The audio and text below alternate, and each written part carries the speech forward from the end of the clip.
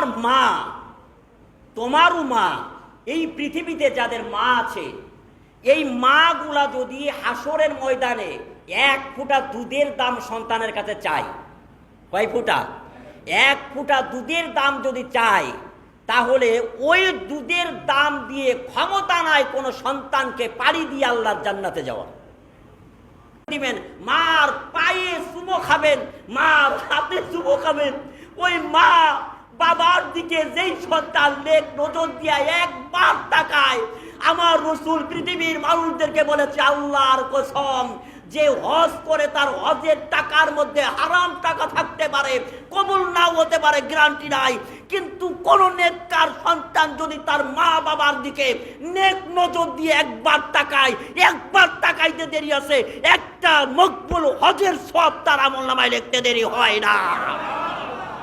সাহাবায়ে কেরাম বলল, ইয়া রাসূলুল্লাহ, আমি যদি 2 বার তাকাই, 3 বার তাকাই, আমার রাসূল বলল, যে কয়বার তাকাবা সেই কয়বারে তোমার আমলনামায় হজের সওয়াব লিখে দেওয়া হয়। এটা সাধারণ ব্যাপার নয়। আর ওই মা যখন দুনিয়ার থেকে চলে যায়, ওই বাবা যখন চলে যাবে, আল্লাহর কসম, যদি মা বাবা চোখ দিয়ে সন্তানের দিকে তাকায়া বা নাও তাকায়া যদি বলে যায়, আল্লাহ, আমার জন্য আমার সন্তানেরা উজাড় করে দিয়েছে, কষ্ট করেছে, আমি আমার সন্তানের জন্য খুশি, আল্লাহর কসম, আপনার জান্নাতে যাওয়া পৃথিবীর কেউ ঠেকাতে পারবে না।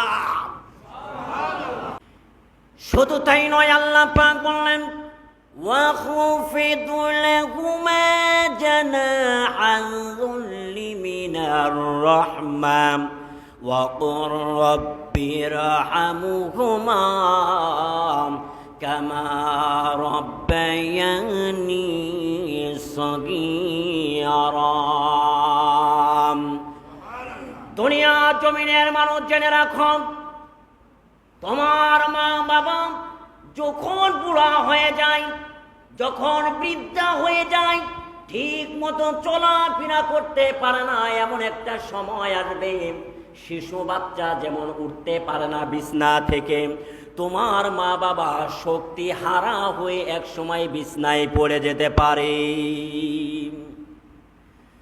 তুমি যেমনি ভাবে শিশু ছিলাম, মায়ের গর্ভ থেকে নিষ্পাপ শিশু হয়ে একেবারে ছোট্ট একটা বাচ্চা হয়ে দুনিয়াতে আসছো, তোমার মা বাবা ওই সময় যেমনি ভাবে তাদের এই মায়ার ডানা দিয়া, স্নেহের সাথে ভালোবাসা দিয়ে তোমাকে যেরকম তিলে তিলে তিলে তিলে তোমাকে লালন পালন করেছে, তারা বিরক্ত বোধ মনে করে নাই।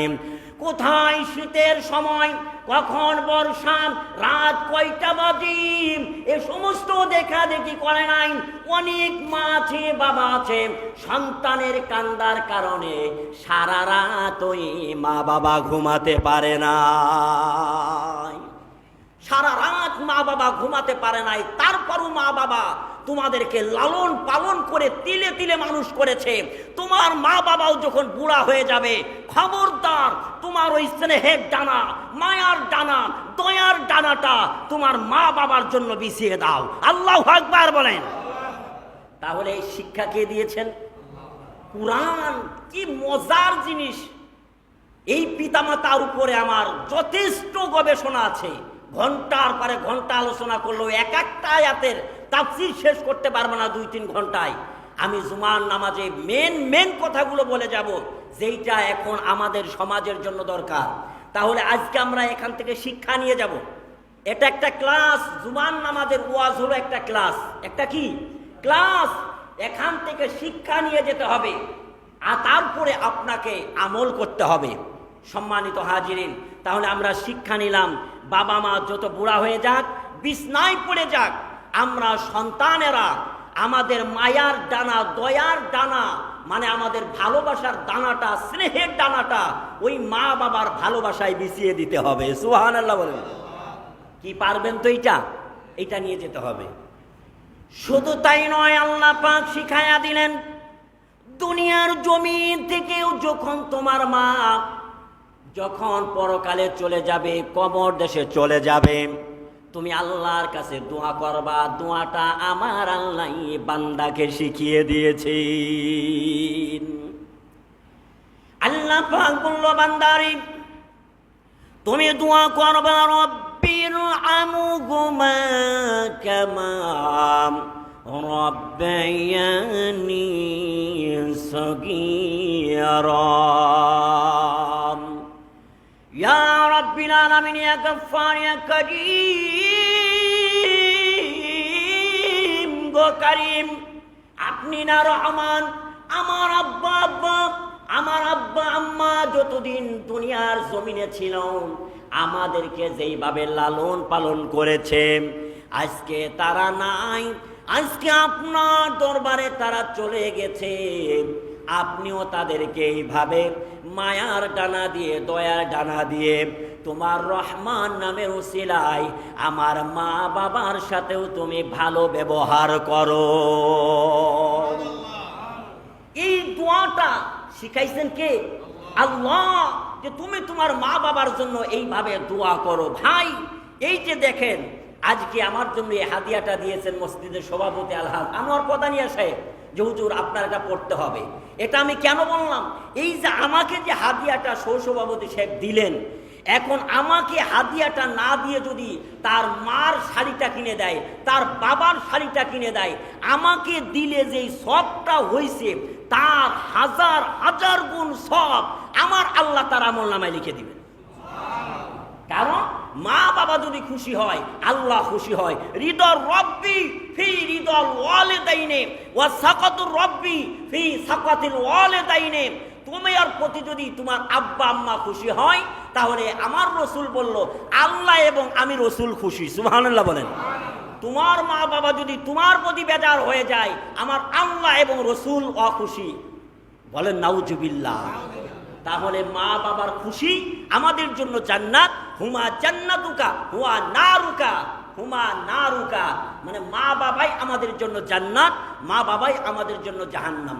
আমার আল্লাহ নিজেই তার রসুলকে বলতেছেন, রসুল, দুনিয়ার জমিনে কোনো মানুষ যদি আপনাকে জিজ্ঞেস করে আমি ব্যবসা করি, আমি চাকরি করি, আমি বিদেশ থাকি, আমি ক্ষেত খামারে কাজ করি, আমি পয়সা উপার্জন করি, আমার এই অর্থটা, আমার এই ব্যয়টা আমি কার পিছনে আমি ব্যয় করব?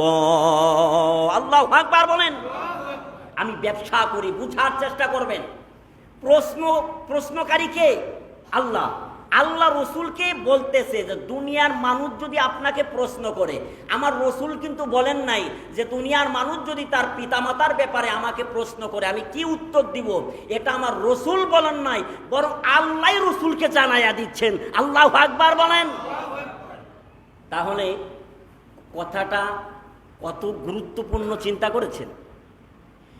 আল্লাহ পাক যদি বলেন প্রশ্ন করে, এই পৃথিবীর মানুষগুলা যদি প্রশ্ন করে আমরা আমাদের ইনকাম সোর্সটা কোথায় খরচ করব, আপনি দুনিয়ার মানুষদেরকে জানায়া দেন।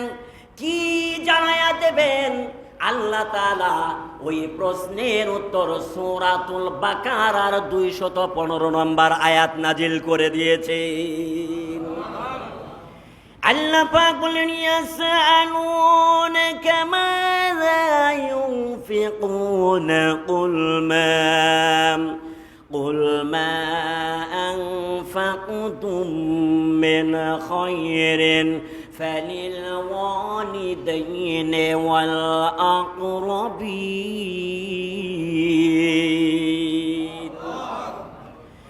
আল্লাহ পাক বলেন, রাসূল জানায়া দেন দুনিয়ার মানুষ যেন তার ইনকাম সোর্সের প্রথম বেতনটা শুধু প্রথম বেতনই নয়, তার হায়াতের জীবনে যত ইনকাম করবে, ব্যবসার টাকা হোক, চাকরির টাকা হোক, বিদেশে গিয়ে কামান না কেন, যেখানে যেই অবস্থায় আপনি ইনকাম করবেন না কেন, দুনিয়ার জমিনের মানুষদেরকে জানায়া দেন ওই ইনকামের সর্বপ্রথম ওই টাকাগুলা তার মা বাবার পিছনে খরচ করবে।